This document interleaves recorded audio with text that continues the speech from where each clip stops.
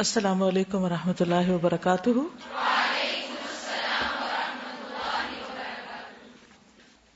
نحمده ونصلي على رسوله الكريم، اما بعد فاعوذ باللہ من الشیطان الرجیم، بسم اللہ الرحمن الرحیم، رب اشرح لي صدری ويسر لي امری واحلل عقدۃ من لسانی یفقهوا قولی۔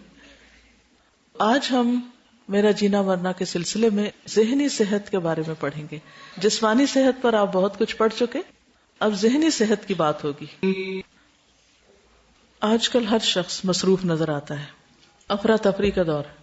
ضروری نہیں کہ وہ مصروفیت کسی فائدہ مند کام کی ہو یا آخرت میں فائدہ دینے والی چیز کی ہو، لیکن لک بزی، ہر کوئی کسی نہ کسی چیز میں مصروف ہے، اور اس مصروفیت کا بہانہ کر کے وہ اپنے آپ سے بھی غافل ہے اور اپنے آس پاس کے لوگوں سے بھی، اپنے گھر والے، عزیز، دوست، رشتہ دار، ان کی ذمہ داریاں، ہر چیز کو یہ کہہ کے ٹال مٹول کی نظر کر دیا جاتا ہے کہ ہم بہت مصروف ہیں۔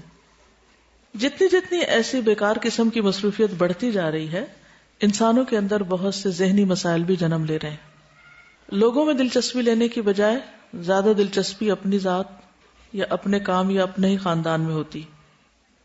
کہا یہ جا رہا ہے کہ کسی بھی آبادی کے تقریباً 5% لوگ لازمی طور پر ڈپریشن کا شکار ہوتے ہیں۔ مردوں میں اس کا تناسب 2 سے 5%، جبکہ عورتوں میں 5 سے 8%، یعنی عورتیں مردوں کے مقابلے میں جلد مایوس اور پریشان ہو جاتی ہیں۔ عالمی ادارہ صحت کی رپورٹ کے مطابق دنیا کی تمام بیماریوں میں ڈپریشن کو ایک بیماری کے طور پر ڈائگنوز کیا گیا۔ 1990 تک چوتھے نمبر پہ تھا، اور آئندہ آنے والے برسوں یعنی 2020 تک اس کا نمبر دوسرا ہو جائے گا، یعنی کہ جو انسانوں کے لیے کلر کی حیثیت رکھتا ہے۔ اور آج آپ دیکھیں کہ بچے بچے کو ڈپریشن کا مرض ہے۔ اتنا عام یا کامن یہ لفظ ہو گیا ہے کہ کوئی ڈھکی چھپی بات نہیں رہی۔ یہاں تک کہا جاتا ہے کہ بعض بچے جو ماں کے پیٹ میں، وہ بھی ڈپریشن کا شکار ہوتے ہیں۔ تحقیق یہاں تک بتا رہی ہے۔ اس سے آپ اندازہ لگائیں کہ انسان اللہ سے دور ہو کر، اپنی زندگی کے مقصد سے دور ہو کر کن مصیبتوں اور کن مشکلات میں گھرے چلے جا رہے ہیں۔ ڈپریشن ایک ایسی ذہنی بیماری ہے جو مریض کی زندگی کے تمام معاملات کو بری طرح متاثر کرتی ہے۔ ڈپریشن کی علامات مریض کی ذہنی پیچیدگی اور حالات کی نوعیت کی بنا پہ مختلف ہو سکتی ہیں۔ یہ کیفیت ہوتی کیا ہے؟ مثلاً اب آپ اپنے آپ کو بھی ڈائگنوز خود کریں۔ ڈپریشن کی کیفیت میں مریض غم کے موقع پر اپنی پرانی یادیں تازہ کر کے رونے لگتا ہے۔ یعنی کسی نے چھوٹی سی کوئی بات کہہ دی تو صرف اس بات کو نہیں مائنڈ کرتا، بلکہ پرانی جتنی بھی باتیں ہوتی ہیں نا، وہ بھی اس کے ذہن میں گردش کرنے لگتی ہیں اور ان کو یاد کر کر کے روتا رہتا ہے۔ فلاں موقع پہ فلاں نے میرے ساتھ یہ کیا۔ مثلا آپ تھوڑے سے بیمار ہوئے، سر درد ہوا، آپ نے کسی سے کہا کہ ذرا مجھے گولی لا دو، یا کہا چائے بنا دو، تو اس نے سنی انسنی کر دی، تو اس کے بعد آپ کی کیفیت کیا ہوگی؟ روئیں گے؟ صرف اس بات پہ روئیں گے کہ مجھے چائے نہیں بنا کے دی، یا کوئی اور بھی بات یاد آئے گی پیچھے سے؟ اور پھر کتنی دیر تک اس کا شکار رہیں گے؟ یہ ڈپریشن کی علامت ہے۔ چونکہ وہ اندر بھرا ہوا ہے، مریض ہیں آپ، تو اس کو بس تھوڑے سے ہلاوے کی ضرورت ہوتی ہے، یعنی کسی بھی چیز سے چھڑنے کی ضرورت ہوتی، اور پھر وہ آپ کے اوپر طاری ہو جاتا ہے۔ اگر کسی دوسرے کو کوئی دکھ ہوتا ہے، نقصان ہوتا ہے، تو فوراً افسردہ ہوتا ہے، اس کو اپنے اوپر طاری کر لیتا ہے۔ کبھی ایسا ہوا کہ آپ نے کسی کو تکلیف میں دیکھا اور پھر اس کے بعد آپ خود گہری پریشانی کا شکار ہو گئے، اس سے باہر نکلے ہی نہ؟ اچھا، اب اپنے آپ کو ڈائگنوز کرتے جائیں۔ آپ اپنے آپ کو مارکس دے سکتے ہیں کہ آپ 1% ڈپریشن کا شکار ہے، یا 5 یا 10 یا 100%، کتنا، لیکن علامات میں آپ کو بتا رہی ہوں، ٹھیک ہے؟ بعض مریض چہرے پر تو مسکراہٹ سجائے پھرتے ہیں، مگر زندگی کو فضول سمجھتے ہیں اور ہمیشہ مایوسی کی باتیں کرتے ہیں۔ کبھی آپ کا کسی ایسے شخص سے واسطہ پڑا جو ہر وقت مایوسی کی باتیں کرے؟ یہ حالات بڑے خراب ہیں، اور ہمارے ملک میں ہر جگہ پر بم پھٹ رہے ہیں، اور کسی کی زندگی محفوظ نہیں، اور گیس بھی لوڈ شیڈنگ ہے، اور بجلی کا بل تو ویسے ہی بہت زیادہ آ رہا ہے، اور مرغیاں بھی پتہ نہیں کیا فیڈ کھاتی ہیں، اور ہر چیز سے بیزار۔ تو جب اس قسم کے لوگوں سے واسطہ پڑتا ہے تو ان کی باتیں ہمارے اوپر بھی اثر انداز ہوتی، پھر ہم بھی خوف کا شکار ہوتے، پریشانی کا شکار ہوتے ہیں۔ جب میں کینیڈا میں تھی تو ظاہر ہے واپس آنا تھا، اور آنے کی جب تیاری ہوتی تو میں کسی سے بھی ذکر کرتی کہ واپس نہیں جانا، وہاں نہیں، وہاں آپ کو کچھ ہو جائے گا۔ یا یہاں آنے کے بعد بھی ہر طرف خوف کی باتیں. لیکن جب میں نے اپنی نگاہ سے جائزہ لینا شروع کیا تو میں نے کہا کہ ٹھیک ہے، اگر ایک جگہ ایک حادثہ ہوتا ہے تو اس کو جنرلائز تو نہیں کیا جا سکتا. اس کا یہ مطلب نہیں کہ ہر جگہ ہی وہ ہوگا، اتنے لاکھوں لوگ رہ بھی رہے ہیں. تو ہم کیوں چیزوں کو اپنے اوپر طاری کر لیتے ہیں؟ یہ چونکہ اندر کمزور ہوتا ہے نا. تو جیسے جسمانی بیماری میں کیا ہوتا ہے کہ جب آپ کے اندر امیونٹی لو ہو جاتی تو چھوٹی سی بات بھی آپ کے اوپر، یعنی کوئی چھینک بھی مارے تو آپ بھی چھینکنے لگتے ہیں، فوراً آپ پہ بیماری اثر کرتی. لیکن اگر آپ اندر سے مضبوط ہیں تو ٹھیک ہے، آپ پر اثر ہو سکتا ہے مگر اتنی جلدی نہیں ہوگا. تو اسی طرح جو آس پاس آپ کے ڈپریشن کے مریض ہوتے ہیں اور منفی باتیں سوچتے ہیں، وہ ہر وقت ایک ہی بات کیے چلے جاتے ہیں، ایک بات کو کئی دفعہ دہراتے، پھر آپ کی بھی سوچ وہی ہونے لگتی. تو بعض لوگ بظاہر دیکھنے میں خوش نظر آتے ہیں لیکن اندر سے وہ بہت دکھی ہوتے ہیں. ان کو اسمائلنگ ڈپریشن ہوتا ہے. وہ ڈپریشن کو اسمائل کر کر کے ہلکا کرنے کی کوشش کرتے ہیں لیکن وہ اندر سے سخت دکھی، غمگین اور پریشان رہتے ہیں. جسے پھوڑا بنا ہوا ہوتا ہے نا، تو ذرا سا چھیڑو تو بہنے لگے گا. یہی ان کا حال ہوتا ہے. بعض مریض رونے سے اجتناب کرتے ہیں کیونکہ وہ اپنے آپ کو ویک ظاہر نہیں کرتے، لیکن جب وہ اپنا رونا کنٹرول کرتے ہیں تو ریئیکشن غصے اور چڑچڑے پن کی شکل میں ہوتا ہے. چڑچڑے ہوتے ہیں اور غصہ کرتے ہیں، چھوٹی چھوٹی بات پہ اتنا فلیئر اپ ہو جاتے ہیں کہ انسان پریشان ہوتا ہے کہ یہ چھوٹی سی بات تھی، اتنا برا ریئیکشن، آخر ایسی کیا بات ہے. یعنی کبھی کبھار تو غصہ ہر ایک کو ہی آ جاتا ہے، لیکن ایسے لوگ اتنے چڑچڑے اور اریٹیٹڈ ہوتے ہیں کہ چھوٹی سی بات بھی اس بھی چیخ اٹھتے ہیں، ہر تھوڑی دیر بعد چیخ اٹھتے ہیں. یعنی بات نہ کرنا، چیخنا انہوں نے اپنا وتیرہ بنا رکھا ہوتا ہے. کبھی بچوں پہ چیختے ہیں، کبھی شوہر پہ چیختے ہیں، کبھی نوکروں پہ، کبھی کسی پہ. انسانوں کی طرح بات ہی نہیں کرتے. ایسے بھی لوگ دیکھنے میں آئے ہوں گے آپ کے. ہر وقت وہ غصے کا شکار رہتے ہیں. پھر کچھ رونے دھونے کا شکار رہتے ہیں، کچھ غصے کا. یعنی نارمل انسان نہیں ہے. دیز آر آل اب نارملٹیز. اس کا یہ مطلب نہیں کہ انسان کو کبھی غصہ نہ آئے، رونا نہ آئے. نہیں، رونا آنا طبعی بات ہے، آتا ہے، آنا چاہیے. غصہ بھی آنا چاہیے، لیکن یہ نہیں کہ سارا دن انسان اس کیفیت میں، یا دن کا زیادہ حصہ اس کیفیت میں ہو. کبھی کبھار کی تو بات اور ہے. ٹھیک ہے. پھر اسی طرح کچھ اور علامتیں ہوتی ہیں جیسے نیند کی کمی، انسومنیا کا شکار ہو جاتے ہیں. بعض لوگوں کا وہ ڈپریشن ان کی جسمانی بیماریوں کی شکل میں نکلتا ہے. بعض لوگ نشہ آور دوائیں یا چیزیں استعمال کرتے ہیں تو ان کو ماسک ڈپریشن ہوتا ہے. یعنی انہوں نے اپنے آپ کے اوپر ایک ماسک چڑھایا ہوا ہوتا ہے اور اس سے وہ اس کو کنٹرول کرتے ہیں. بعض لوگوں کا وزن بڑھنے لگتا ہے، بعض کا کم ہونے لگتا ہے. بعض لوگ موڈی ہو جاتے ہیں، بہت زیادہ موڈی. بعض لوگ مایوسی کا شکار ہو جاتے ہیں، زندگی سے مایوس ہو جاتے ہیں اور وہ ہر وقت موت کی باتیں سوچتے ہیں. بعض لوگوں کا دھیان پر خودکشی کی طرف ہو جاتا ہے اور وہ اپنے آپ کو ختم کر دیتے ہیں. بعض لوگ ہر وقت جوکس کرتے رہتے، دوسروں کو ہنسانے کا کام کرتے رہتے، یعنی اب نارمل قسم کی حرکات کرتے رہتے. وہ کوئی بات سیدھی نہیں کرتے، نہ ان کو طریقے سے کوئی بات کرنی آتی. بعض لوگ بہت اتار چڑھاؤ کا شکار ہوتے، یا بہت خوش یا بہت لو، درمیان میں نہیں ہوتے. یہ ساری ذہنی بیماریاں ہیں، یا جذباتی بیماریاں کہہ لیں، یا نفسیاتی بیماریاں کہہ لیں، کچھ بھی کہہ لیں. جب ایسی بیماریاں کم از کم 1-2 سال تک مسلسل ہوتی رہیں تو ان کا برابر علاج کرنا چاہیے. تو اب چند سمٹمز میں ہلکی ہلکی پھر ریوائز بھی کر دیتی ہوں اور بتا بھی دیتی ہوں. اپنے آپ کو چیک کریں، کیا دن کا زیادہ حصہ افسردگی اور اداسی میں گزرتا ہے آپ کا؟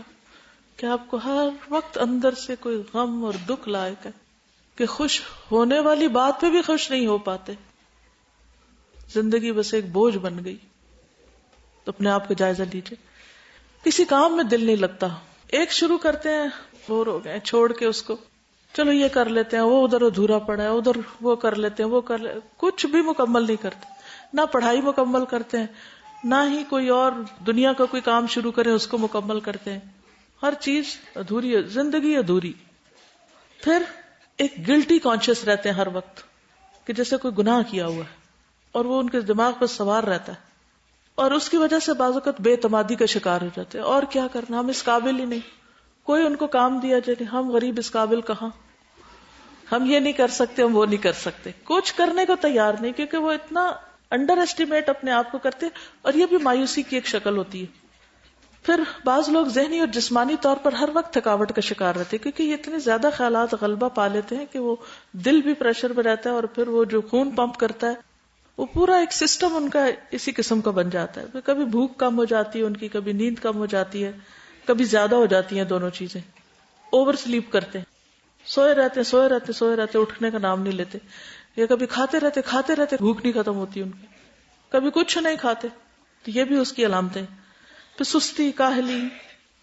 تو یہ چیزیں جو ہیں ان کی بھی اصل میں بنیادی وجہ جو ہوتی ہے وہ ماحول اور حالات اور آس پاس کی جو چیزیں ہیں اس کے علاوہ ان کے اندر کیمیکل امبیلنسز ہوتے ہیں. یہ کیمیکل امبیلنسز کہاں سے جنم لیتے ہیں؟ کوئی ڈاکٹر اگر یہاں بیٹھی ہو تو بتائیں. جی بتائیے. کیمیکل امبیلنسز ڈپریشن کی ایک وجہ بنتے ہیں، تو وہ کیوں ہوتے ہیں جسم میں؟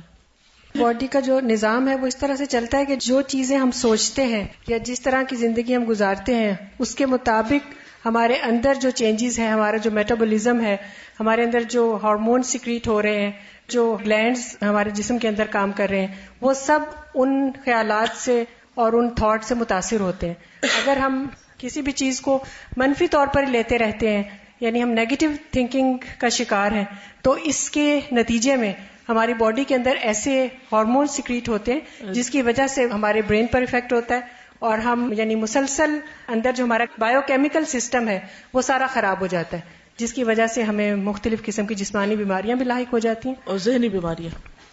اسی طرح بعض اوقات کچھ حادثات ہوتے ہیں زندگی میں، کچھ ایسے واقعات پیش آتے ہیں کہ جو ذہن اور دماغ پر اتنا گہرا اثر ڈالتے ہیں کہ ان کی تصویر دماغ سے ہٹتی نہیں.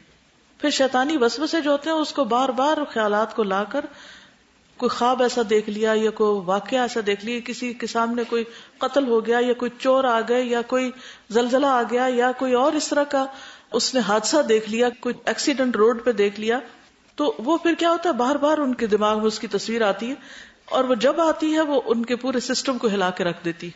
تو اس طرح صرف وہ خود نہیں بلکہ وہ اثرات ان کے بچوں کے اندر، ان کے نسلوں تک منتقل ہونا شروع ہو جاتے ہیں. یعنی ڈپریشن بعض اوقات وراثت میں آتا ہے. ماں باپ اگر اس کا شکار ہیں تو بچوں کے اندر اس کی علامات ظاہر ہو جائیں گی. تو یہ صرف ذہنی نہیں، پھر ایک جسمانی بیماری بھی بن جاتا ہے.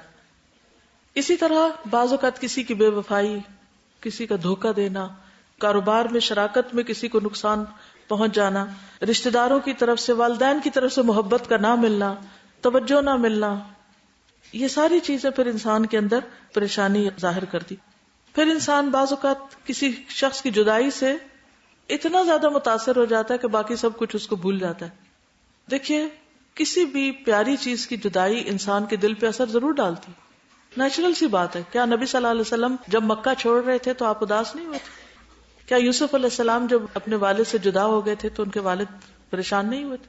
یہ ساری چیزیں ہمارے اندر اللہ نے رکھی ہیں، ہمیں یہ دکھ دیتی ہیں، لیکن ان کی زندگیوں میں ڈپریشن نہیں تھا، ہم ڈپریشن کا شکار ہو جاتے. ان کی زندگیاں موسٹ پروڈکٹیو ہو گئی سارے غموں کے باوجود، اور ہماری زندگیاں نان پروڈکٹیو ہو گئی. یعنی غم، حادثے، پریشانیاں، دکھ، بے وفائیاں، مالی نقصان، جانی، یہ ساری چیزیں قرآن نے خود بتا دی کہ یہ پیش آئیں گی، لیکن اس کا حل ڈھونڈنا ہے. ہمیں اپنے آپ کو ان کے حوالے نہیں کر دینا، ہم نے بیکار نہیں بننا، ان ساری چیزوں کو ایک ٹریگر بنا دینا مزید کام کرنے کا. اسی طرح بعض اوقات لوگ ڈائگنوز تو کر لیتے ہیں کہ ہمیں ہے بیماری، اس کو مانتے نہیں ہیں. اگر آپ کسی سے بھی یہ کہیں کہ مجھے لگتا ہے کہ تم کچھ ڈپریشن کا شکار ہو، تو لوگ کیا کہیں گے؟ ہیں تم نے مجھے گالی دے دی، میں ڈپریشن کا شکار ہوں. مانتے نہیں. تو جو بیمار بیماری کو ہی نہ مانے اس کا علاج کہاں سے ہوگا؟ علاج ہی نہیں ہوتا. جی میں یہ کہہ رہی تھی کہ ہم سب ہر بیماری کو ایکسیپٹ کرتے ہیں. کسی کو ہارٹ ڈیزیز ہوتی ہے یا کوئی بھی جسم میں بیماری ہوتی ہے، فوراً ہم 10 لوگوں سے پوچھتے ہیں، ہر جگہ چلے جاتے ہیں. لیکن اگر کسی کو ذہنی بیماری ہوتی ہے اور اسے کہتے ہیں کہ آپ سائیکریٹسٹ کے پاس جائیں، تو وہ ایک تو اس بیماری کو ایکسیپٹ نہیں کرتا. آپ کیسے یہ سوچ سکتے ہیں کہ آپ کا جسم تو بیمار ہو سکتا ہے، آپ کا ذہن کیوں نہیں ہو سکتا؟ وہ سب پارٹ آف اے باڈی اور وہ ہوگا. اور دوسری بات جو ابھی آپ کہہ رہے تھے کہ مشکلات اور یہ، تو مجھے ہمیشہ یہ یاد رہتی ہے نمال اسری یسرا، کہ ہر مشکل کے ساتھ پیرالل آسانی. جس وقت مجھے کوئی مشکل آتی بس میں یہ سوچتی ہوں کہ میرے لیے کوئی آسانی پیرالل چل رہی ہے، بس مجھے اس کو تلاش کرنا ہے. صحیح. جی استاذہ، سائنس تو یہ کہتی ہے کہ ذہن جو ہے وہ ہمارے باڈی کو کنٹرول کرتا ہے اور بہت کیمیکل چینجز ہوتی ہیں اور اس سے سب کچھ آگے بدل جاتا ہے، لیکن جو روحانیت ہے وہ یہ کہتی ہے کہ جو خصوصاً ڈپریشن ہے یہ ایک روحانی بیماری ہے جس کا آغاز ہمارے دل سے ہوتا ہے. کیونکہ اکثر ایسا ہوتا ہے کہ ہم کہتے ہیں کہ ہم بالکل فٹ ہوتے ہیں لیکن ایک کام کرنے کا دل نہیں چاہ رہا، سمپلی اتنا کہتے ہیں دل نہیں چاہ رہا اور پورا باڈی اس کو رسپونڈ کرتا ہے اور ہم کچھ نہیں کر سکتے. اور یہ بھی دیکھنے میں آتا ہے کہ جو شیطان ہے، جیسے ہم نے پڑھا بھی ہے کہ وہ مایوسی پھیلاتا ہے اور اس کی تھوتنی ہے وہ ہمارے دل پہ رکھ دیتا ہے جب ہم مایوس ہوتے ہیں اور پریشان ہوتے ہیں. اور استاذہ میں چونکہ اس کیفیت سے گزری، جب میرے والد جو ہیں وہ اس دنیا سے رخصت ہوئے تو میرے والد بہت پریکٹیکل ایک مسلم تھے، اور میں جب وہ چلے گئے تو میرے اندر جب ڈپریشن آیا تو میں نے سوچا کہ مجھے وہ کرنا ہے جو میرے والد نے کیا تھا اور مجھے زندگی کو اسی طرح گزارنا ہے، کیونکہ وہ سنت طریقے پر گزارتے ہوئے گئے. اور پھر میں نے ان کے طریقے کو فالو کرنا شروع کیا اور میں نے اپنے دل کی اس کیفیت کو چینج کرنے کے لیے لا حول ولا قوت الا باللہ، اور یہ ابھی تک میرے ساتھ ہے، مجھے کام آتا ہے. جیسے ہی مجھے پریشانی لگتی ہے یا ڈپریشن، کیونکہ ڈپریشن یہ نہیں ہوتا کہ ہر وقت کسی کے اوپر سوار ہے، کبھی کبھی یہ وقتی طور پہ بھی آتا ہے، تو ہم جیسے ہی تعوذ پڑھنے کے بعد ہم لا حول ولا قوت الا باللہ کا ورد کرتے ہیں، ہماری مایوسی ختم ہونے لگتی ہے اور ایک دم سے آپ کے باڈی میں ایک نئی انرجی آتی ہے اور آپ کا دل آپ کے باڈی کو کنٹرول کرنے لگ جاتا ہے.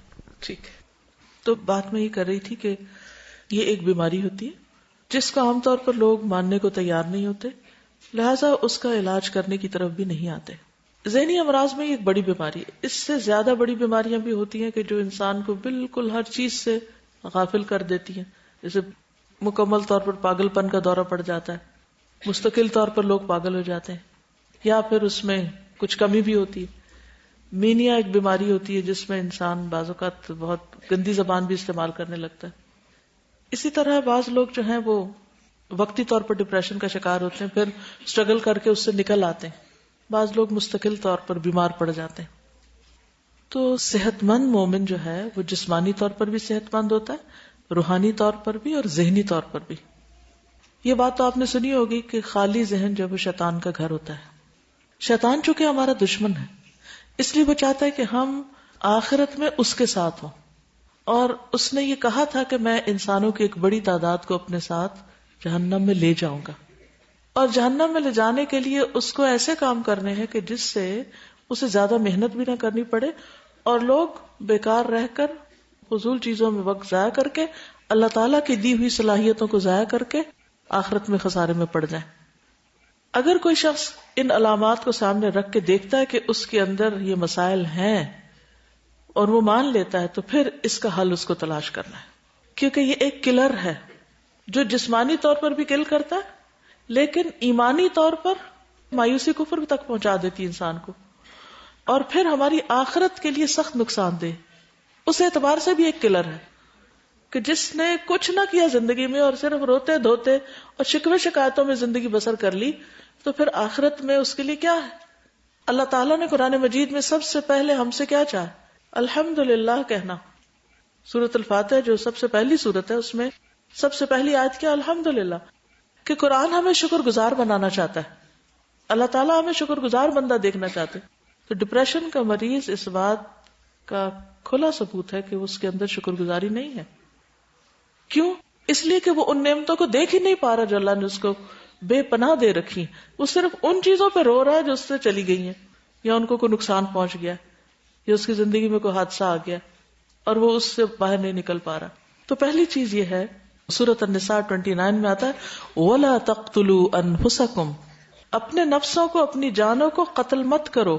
ان اللہ کان بکم رحیما، بے شک اللہ تم پر بہت مہربان ہے، بہت مہربان ہے. اچھا، جب ہم اس آیت کا ترجمہ یا تفسیر کرتے ہیں تو عام طور پہ ہم کیا کہتے ہیں کہ بھی خودکشی نہیں کرو، جان نہیں مارو. لیکن یہ جو خاموش کلنگ ہے اور اپنے آپ کو ہم ہلاک کیے جا رہے ہیں بیکار رہ کے، یہ بھی قتل کرنا ہے. جب ہم کچھ کر نہیں رہے، ہم پروڈکٹیو نہیں، تو کل ہی کر رہے ہیں نا، اپنے آپ کو ضائع کر رہے ہیں. ہم دنیا میں بھی زندہ لاش بن کے پھر رہے ہیں. یہ لفظ سنا ہوگا، زندہ لاش.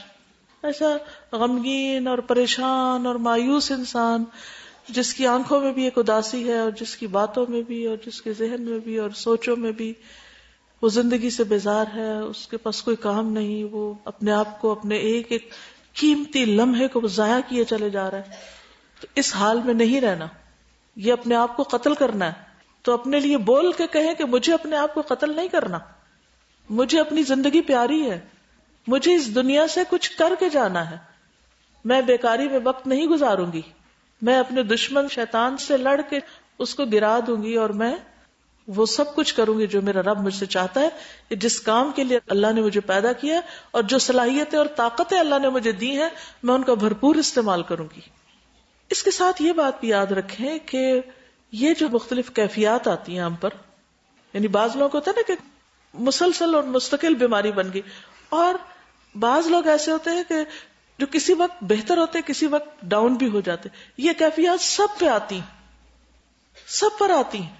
اس کو ایکسپٹ کر لیجئے کہ یہ اونچ نیچ ہوگی طبیعت میں، موڈ میں، کبھی ذہنی تھکاوٹ، کبھی جسمانی تھکاوٹ، کسی کا رویہ کچھ. حدیث میں آتا ہے کہ مومن کی مثال گندم کے خوشے کی سی ہے. مثل المؤمن مثل السنبلہ، جو کبھی گرتا ہے کبھی سنبھلتا ہے. گندم لگی کبھی دیکھی، ہوا چلتی ہے تو کیا ہوتا ہے، ایسے لیٹ جاتی ہے ساری گندم، پھر تھوڑی دیر کے بعد آپ دیکھیں گے سیدھی کھڑی ہے. تو بعض اوقات ایسی ہوائیں چلتی ہیں، ایسی آندیاں آتی ہیں، ایسے واقعات پیش آتے ہیں کہ جس کی وجہ سے ہم پریشان ہو جاتے ہیں، ہم لیٹ جاتے ہیں. لیکن لیٹے نہیں رہنا، پھر اٹھ کے بیٹھ جانا ہے، مقابلہ کرنا ہے، اس کا علاج کرنا ہے. نبی صلی اللہ علیہ وسلم نے فرمایا مومن مرد اور عورت پر جسمانی یا مالی یا اولاد کی طرف سے مستقل پریشانیاں آتی رہتی ہیں، یہاں تک کہ جب وہ اللہ سے ملتا ہے تو اس کا ایک گناہ بھی باقی نہیں رہتا. اگر آپ کو اس بات کی پریشانی ہے کہ آپ بہت گناہگار ہیں اور پتہ نہیں بخشش ہوتی یا نہیں، تو یہ پریشانی بھی آپ کے گناہوں کی معافی کا ذریعہ ہے، اس سے بھی معافی ہو رہی ہے، اس لیے ہوپ فل رہی ہے. تو پھر اس پر قابو کیسے پائیں؟ اسلامک پرسپیکٹو کیا ہے؟ ڈاکٹر تو آپ کو دوائیوں پہ لگا دیں گے، آپ کو صلاح دیں گے. حل کیا ہے؟ کرنا کیا ہے؟ استاذہ یہ مجھے اسپریچول ڈیزیز بھی لگتی ہے، اور اس کا بھی علاج ہمیں میڈیسن سے تو کرنا ہی ہے، لیکن ساتھ ساتھ مجھے اس میں اسپریچول کا بھی ایلیمنٹ نظر آتا ہے کہ اسپریچول ڈیزیز ہے، اور اس کو ہمیں قرآن، اذکار اور ان چیزوں کے ساتھ اٹیچ ہو کر اللہ سے تعلق جوڑ کر، تو یہ بھی بہت فائدہ مند چیز ہے. اگر آپ مائنڈ نہ کریں تو اپنی مثال بتا دیں، سب کو فائدہ ہو جائے. میں 2002 میں کیا تھا الہدائی سے کورس، اس کے بعد پھر میں گھر میں کام کرتی رہی. 3 سال ہوئے میرے ہسبینڈ کی ڈیتھ ہوئی، تو اس کے بعد پھر میں نے گھر میں وقت گزارا، تو وہ ایک تنہائی، بچے نہیں تھے، ہسبینڈ بھی نہیں تھے، تو پھر اکیلے رہی. تو اس کی وجہ سے مجھے تھوڑا سا ہلکی یہ لیفٹ ٹیمپرل ہیڈیک شروع ہوئی. میں ڈاکٹر کے پاس گئی، ایک ڈاکٹر نے کہا دوسرے کے جاؤ، تیسرے کے جاؤ. چونکہ میرے ہسبینڈ ڈاکٹر تھے، پروفیسر آف ریڈیولوجی، تو بینگ اے پروفیشنل ریگارڈ تو وہ مجھے کافی VIP ہینڈل کرتے تھے، بورڈ بٹھاتے تھے میرے لیے. تو وہ اتنے بڑے بڑے سائکیٹرسٹ کے بورڈ بیٹھتے تھے، پھر میرے لیے دوا سجیسٹ ہوتی تھی. تو میں تنگ آ گئی 3 سال دوا کھا کھا کے. تو پھر میں ایک دن استاذہ کی کلاس میں بیٹھی ہوئی تھی، تو استاذہ نے پوچھا کیا کر رہی ہیں آج کل. میں اس دن سوچ کر آئی تھی کہ میں سارے ڈاکومنٹس استاذہ کو دکھاؤں گی. تو وہ اتنے سارے میری پرسکرپشن تھے، میں نے استاذہ کے آگے رکھے. تو استاذہ کو میں نے بتایا کہ استاذہ میں ان چیزوں سے جان چھڑانا چاہتی ہوں، میں بالکل ٹھیک ہوں، بالکل فٹ ہوں، بٹ یہ مجھے کیوں میڈیسن لینا پڑتی ہے. تو مجھے وجہ نہیں سمجھ میں آ رہی تھی کہ سب کچھ میرے ساتھ کیوں ہو رہا ہے، کیونکہ وہ تنہائی تھی، اکیلے تھی، گھر میں کوئی کام نہیں، کاج نہیں، کچھ نہیں. استاذہ نے مجھ سے 1-2 سوال پوچھے، آپ کی ایکٹیویٹیز کیا ہیں صبح سے شام تک؟ میں نے کہا استاذہ بس سوتی ہوں اور کھانا کھاتی ہوں، سو جاتی ہوں. استاذہ نے پھر پوچھا زرینا آپ صبح سے شام تک کرتی کیا ہیں؟ میں نے کہا استاذہ سوتی ہوں، سو جاتی ہوں. استاذہ نے پھر تیسری دفعہ پوچھا، تو پھر استاذہ نے کہا صبح سے آپ مجھے یہاں نظر آئے الہدا میں، اور آپ نے 8 دن تک روزانہ مجھے سلام کرنا ہے اور میرے آگے سے گزرنا ہے. اس کے بعد پھر میں جب اٹینڈنس لینا تھی نا ان کی، اس لیے تو پھر میں اگلے دن صبح اٹھی تو مجھے ایک دم استاذہ کی بات یاد آئی کہ کام تو مجھے کچھ کرنا نہیں ہے، تو میں بھاگوں استاذہ کے آگے سے گزروں اور سلام کروں. حالانکہ کوئی کام تو نہیں تھا یہ، لیکن میں صرف اس لیے 8 دن آئی کہ میں نے استاذہ کے آگے سے گزرنا ہے، استاذوں کو سلام کرنا ہے. تو اس کے بعد پھر استاذہ نے پھر مجھے بلایا، استاذہ نے کہا کہ آپ کام شروع کریں الہدا میں، اور اب آپ مجھے کام کرتے ہوئے نظر آئے. الحمدللہ 10th بیچ تھا تعلیم القرآن کا، تو اس میں ایز اے گروپ انچارج وہ گزارا. اس کے بعد حدیث کورس میں، اور اس کے بعد کورسز کوآرڈینیٹر ہوں الہدا کے. الحمدللہ میڈیسن ایک ایک کر کے ساری چھوٹ گئی ہیں، پتہ بھی نہیں کہاں نسخے ہیں، کہاں دوائیں ہیں. شاید ڈاکٹر اب مجھے یاد کرتے ہوں گے. اب میں کبھی کبھی سوچتی ہوں کہ جو لوگ وہاں پہ بیٹھے ہوئے تھے، I am one of them, میں ان میں سے ایک تھی، اور کتنا مجھے خوف آتا ہے کہ وہاں تو کوئی بھی نہ جائے، کیونکہ آپ کو اتنا کچھ نہیں ہوتا ہے. مطلب اگر میں بیمار ہوتی تو یہاں بیٹھی بھی ہوتی, میں ٹھیک تھی بالکل. وہ جو ایک تنہائی, لونلی نیس, کام نہ کرنا, غفلت اور بیکاری, اس چیز کی وجہ سے یہ سب کچھ ہو رہا تھا. اب میں وہاں کے لوگوں کو دیکھتی ہوں تو میں گھبراتی ہوں کہ وہ بھی وہاں سے نکلیں, مگر انہیں کون نکالے. بالکل, ان سب کی بھی مدد کرنی ہے انشاءاللہ. اب دیکھیے کہ انہوں نے قرآن پڑھا. قرآن پڑھنے کے بعد ظاہر ہم سب کو کہتے ہیں کہ جہاں جہاں آپ ہیں وہاں جا کے اپنا کام شروع کریں. انہوں نے بتایا تھا کتنے آپ نے 6 ایئرس کام کیا. انہوں نے کہا کہ انہوں نے اپنے ہاتھ سے کتنے الٹرا ساؤنڈ کیے تھے, تقریباً 5 لاکھ کے قریب الٹرا ساؤنڈ انہوں نے کیے اپنے ہاتھ سے, اور مسلسل کام کیا, اور بہت مصروف تھی. اور ہسبینڈ کی ڈیتھ ہو گئی, تنہائی کا شکار ہو گئی, کام بھی چھوڑ دیا. حالانکہ قرآن پڑھا ہوا تھا سب کچھ, لیکن آہستہ آہستہ وہی لگتا ہے نا چیزیں چھٹتی جاتی ہیں, یہاں سے ایک چیز چھٹی, دوسری چھٹی, اور انسان گرنا شروع ہو جاتا ہے. تو اس کے لیے بہت ضروری ہے کہ وتواصوا بالحق وتواصوا بالصبر. جس دن پہلے دن میں نے ان کو دیکھا اور ان کے ہاتھ میں اتنی ساری ڈاکٹرز کے نسخے اور دوائیاں, اور بتانے لگی کہ تقریباً 1 لاکھ روپے سے شاید زیادہ کی دوائیاں انہیں 1 مہینے میں کھانی پڑتی ہیں, اور پھر بھی علاج نہیں ہو رہا. اور میں صرف ان کی باتیں سنتی جا رہی تھی کہ یہ کیا ہو رہا ہے. تو مجھے ہمیشہ ایک بات یاد آتی ہے, اور آپ سب بھی یاد رکھیے.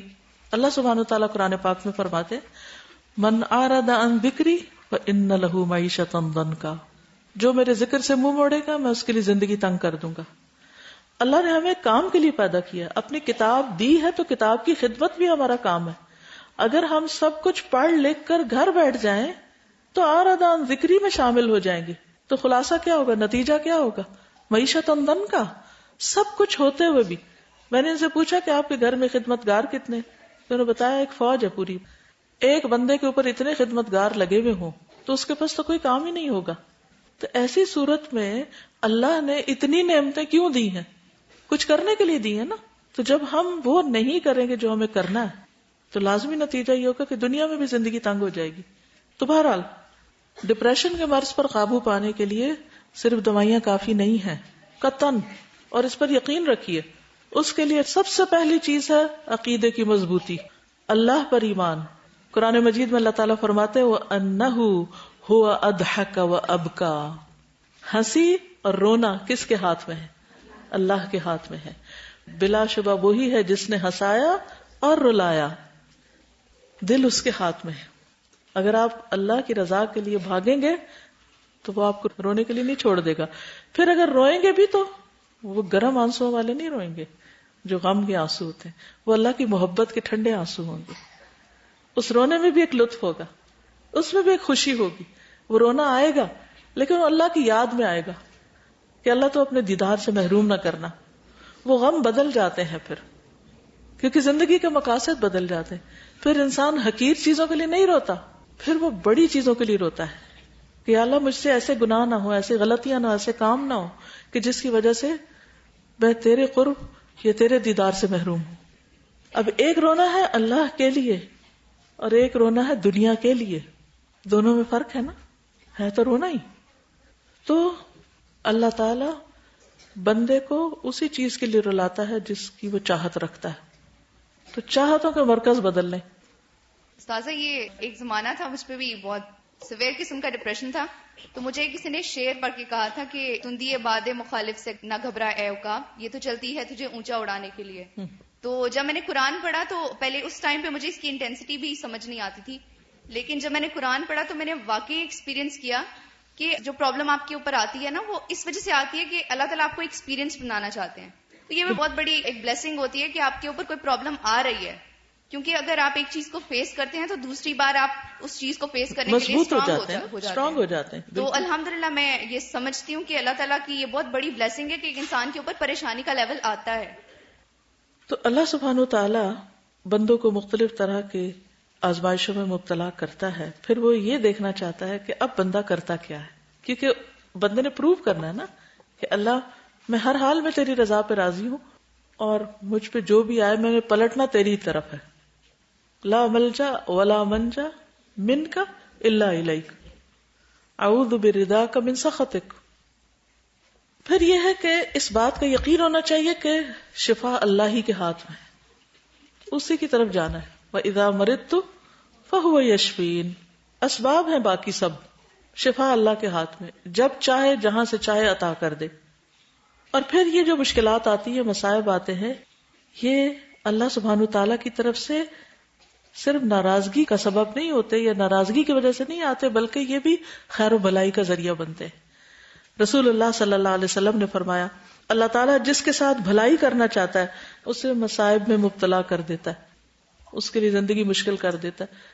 اب انہی زرینہ کے کیس میں دیکھیے کہ جب وہ مشکل حد سے بڑھی تو بھلائی کا دروازہ کھل گیا نا، کہ موسٹ پروڈکٹیو زندگی شروع ہو گئی. تو انسان ہمیشہ ہوپ فل رہے. جیسے انہوں نے بھی کہا تھا نا کہ ان مع العسر یسرا، تنگی کے ساتھ آسانی ہے. وہ آسانی کیا ہے اسے تلاش کیجئے، وہ نظر آنی چاہیے. سمجھ نہ آئے تو کس کی طرف جائیں؟ اللہ کی طرف بڑھیں. رسول اللہ صلی اللہ علیہ وسلم نے فرمایا، اللہ تعالیٰ فرماتا ہے، اے ابن آدم تو میری طرف کھڑا ہو، میں تیری طرف چل کر آؤں گا. تو میری طرف چل کر آ، میں تیری طرف دوڑ کر آؤں گا.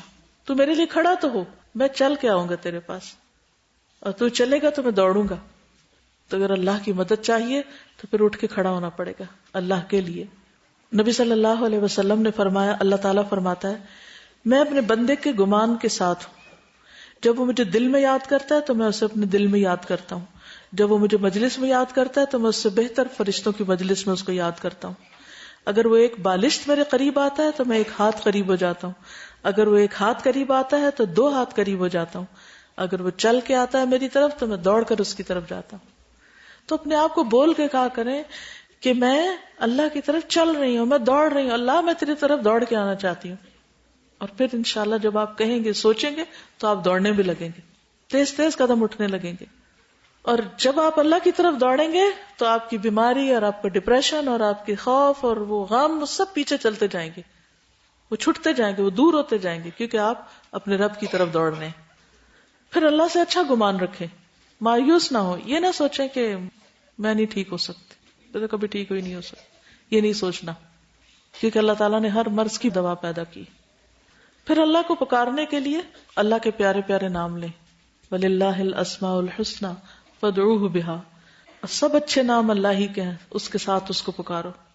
تو اللہ کو پکاریں اونچی آواز میں، چپ کے دل ہی دل میں دعائیں کریں.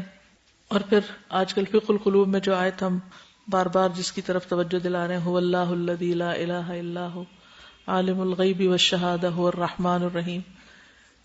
اللہ کی معرفت حاصل کریں. جتنا جتنا آپ اللہ کو پہچانتے جائیں گے اتنا اتنا آپ کے اندر ایمان کا لیول بڑھے گا. جتنا جتنا ایمان بڑھے گا اتنی اتنی قوت مدافعت بڑھے گی، اور ہر طرح کی ذہنی مرض سے آپ چھٹکارا پا جائیں گے. مومن کی زندگی میں غم ہوتا ہے، لیکن آخرت کا وہ غم ایسا غم ہے جو انسان کو مزید کام پر لگا دیتا ہے، اور زیادہ ایکٹیو کر دیتا ہے، اور زیادہ تیز کر دیتا ہے. دنیا کا غم انسان کو بیکار کر دیتا ہے، اور آخرت کا غم اور فکر انسان کو کارآمد بنا دیتا ہے. لیکن ہماری ویکنس کیا ہے؟ بل تؤثرون الحیات الدنیا والآخرۃ خیر وابقی. بلکہ تم دنیا کی زندگی کو ترجیح دیتے ہو، حالانکہ آخرت کہیں بہتر اور زیادہ باقی رہنے والی ہے. تو ہم سب اگر یہ چاہتے ہیں کہ دنیا کے غموں سے نجات ملے تو اپنے آپ کو لگا لیں غم آخرت. نبی صلی اللہ علیہ وسلم نے فرمایا، جو اپنے غموں کو ایک غم بنا لے اور وہ آخرت کا غم ہو تو اللہ تعالیٰ دنیا کے غموں سے اسے کفایت کرے گا، سب غم چھٹ جائیں گے. اور جس کو پریشانیاں ادھر ادھر بھٹکا کر لے جائیں، یعنی اسکیٹرڈ کان امرہ فرطا، اللہ تعالیٰ اس کی پرواہ نہیں کرے گا کہ وہ دنیا کی کس وادی میں ہلاک ہوتا ہے، وہ کہاں جا کے گرتا ہے. یعنی جو اس چیز پہ پریشان ہے، کو بچوں کے لیے پریشان ہے، اس کے لیے پریشان، اس کے لیے ہر وقت پریشانی کی بات ہے، تو پھر اللہ تعالیٰ اس بندے کی کیئر چھوڑ دیتا ہے کہ ٹھیک ہے جہاں مرضی جا کے ہلاک ہو. اللہ نے یہ جو ہمارے اندر پریشان ہونے کی قوت رکھی تھی، یہ دراصل ایک بڑے مقصد کے لیے تھی، اور ہم نے اس کو چھوٹی چھوٹی چیزوں کے لیے استعمال کرنا شروع کر دیا، تو مس مینجمنٹ ہوگی نا ریسورسز کی. رسول اللہ صلی اللہ علیہ وسلم نے فرمایا، جس شخص کا مقصد اور حرص دنیا ہو اور وہی اس کا ہدف بن جائے، یعنی مجسم ہو کے دنیا ہی سامنے آ جائے، اور وہ اسی کی نیت کرتا ہو، تو اللہ اس کی آنکھوں کے سامنے اس کا فقر و فاقہ کر دیتے ہیں، اور اس پر اس کے معاملات بکھیر دیتے ہیں، پریشان کر دیتے ہیں اس کو، اور اس کو اس سے اتنا ہی ملتا ہے جو اس کے لیے لکھ دیا گیا ہو. اور جس شخص کا مقصد اور حرص آخرت ہو اور وہی اس کا ہدف یا ٹارگٹ بن جائے، مجسم ہو کے اس کے سامنے آ جائے اور وہ اسی کی نیت کرتا ہو، ہر چیز میں اسی کے لیے تیاری کرتا ہو، تو اللہ تعالیٰ اس کے دل میں غنا کا بیج ڈال دیتے، سیٹسفائی کر دیتے، مطمئن کر دیتے، اس کے معاملات کو یکجا کر دیتی کہ وہ بکھری ہوئی سوچیں ایک نقطے پہ فوکس ہو جاتی، اس کی زندگی میں فوکس آ جاتا ہے اور اس کو پھر اپنی حاجتوں کے لیے بھاگنا نہیں پڑتا اور دنیا اس کے پاس ذلیل اور مطیع ہو کر آتی، دنیا اس کے پاس ذلیل اور مطیع ہو کر آتی. اور اگر ایسا نہیں ہو رہا تو سمجھیں کہ ابھی ہم فوکسڈ نہیں ہیں، بھاگ رہے ہیں ہم دنیا کے پیچھے. اس بھاگ دوڑ کو ریورس کرنا ہے، پیچھے کی طرف لے جانا ہے.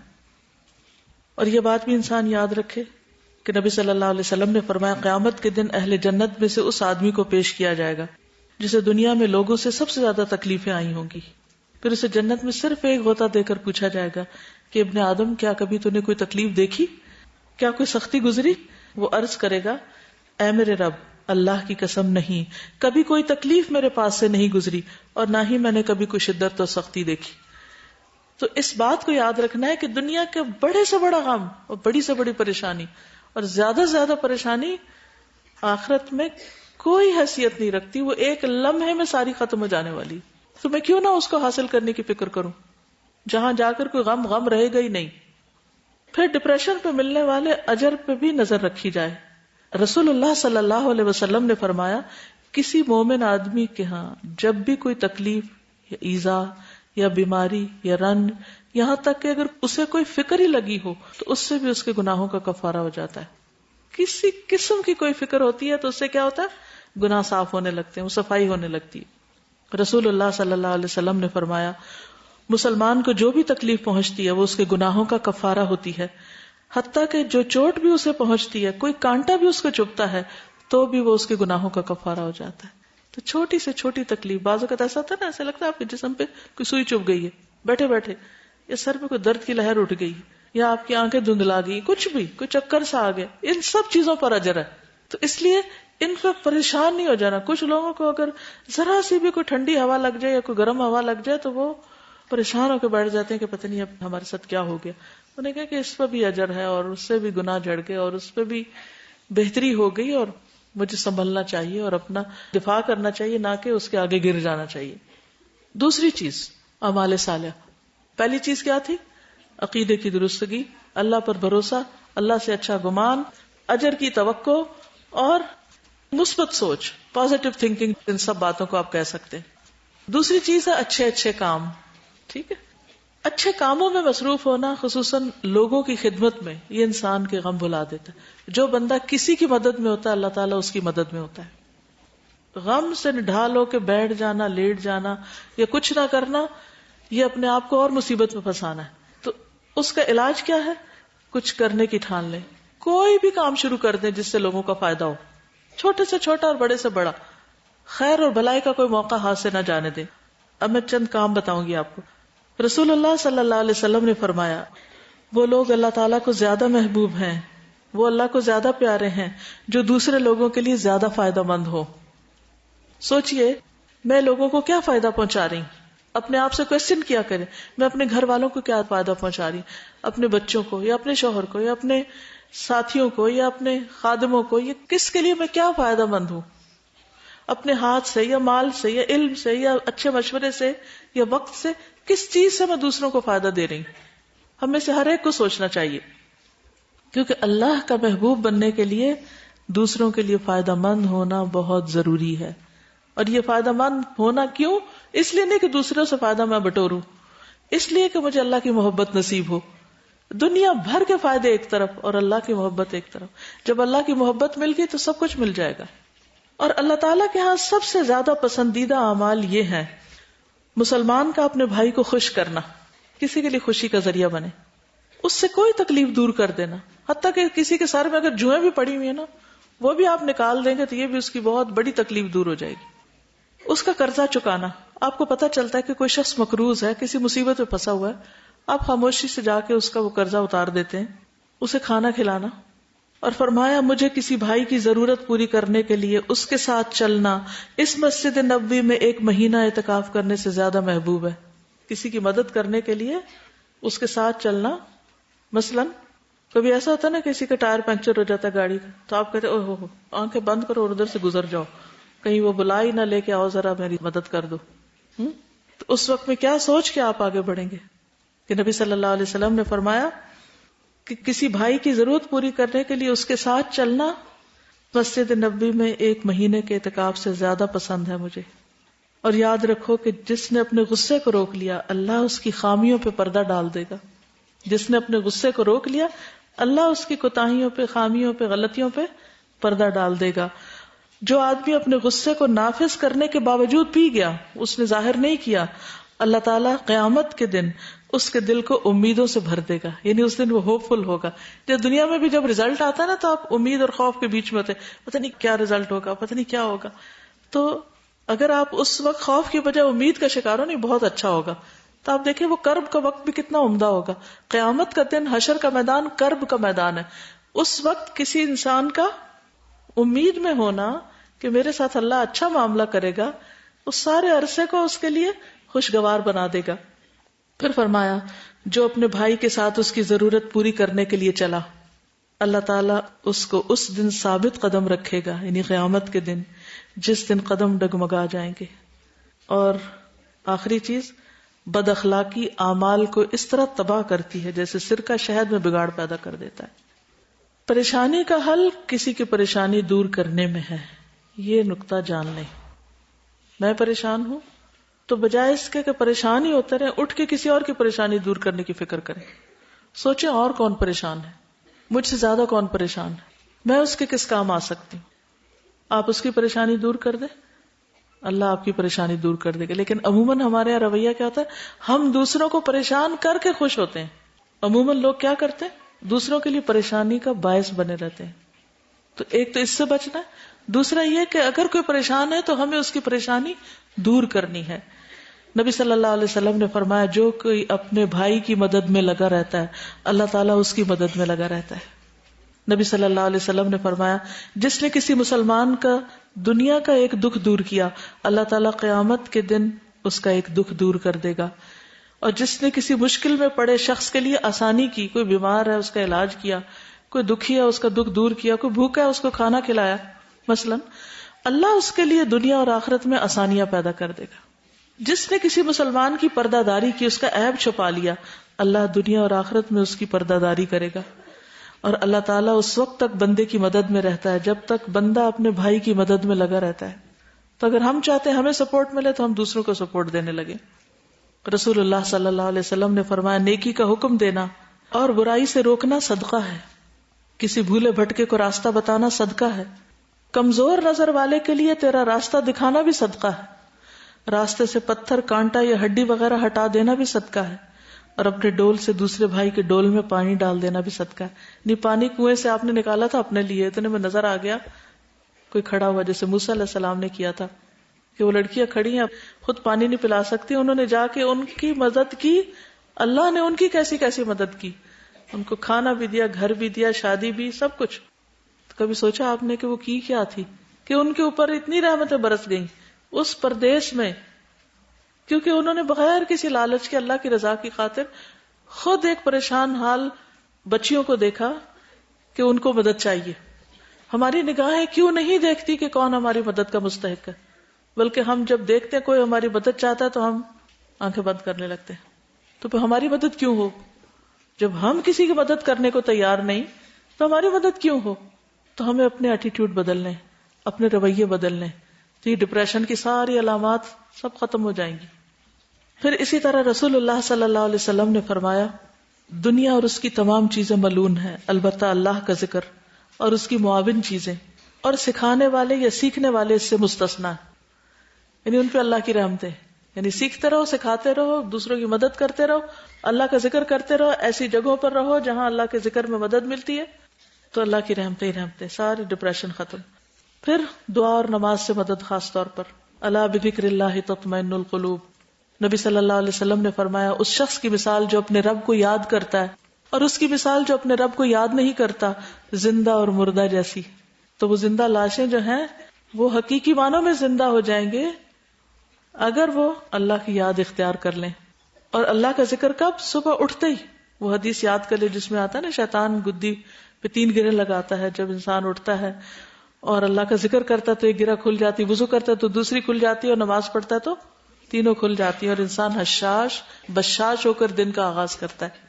تو ڈپریشن تو وہی چلا گیا جب آپ شعوری طور پر یہ کام کریں. پھر دل کی پریشانی کا ذکر اللہ سے کرنا، بندوں سے نہیں، اللہ سے کرنا. انما اشکو بثی وحزنی الی اللہ واللہ بصیر بالعباد. جو اللہ کو پتا ہے وہ کسی اور کو تو میں سمجھا ہی نہیں سکتی. حتیٰ کہ بعض اوقات اپنی ماں کو سمجھانا بھی مشکل ہو جاتا ہے کہ میں کس کرب میں ہوں. آپ بتانے لگتے تو ڈانٹنا شروع کر دیتے ہیں.